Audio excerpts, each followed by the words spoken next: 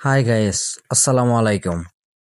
আজকে সবাইকে নিয়ে এসেছি খেজুরের দোকানে নতুন আপডেট, নতুন খেজুর এসেছে সেই কালেকশনের জন্য আপনাদের সবার সামনে উপস্থাপন করতেছি। আজকের দিনে এখানে কত প্রকার ও প্রজাতির খেজুর এসেছে।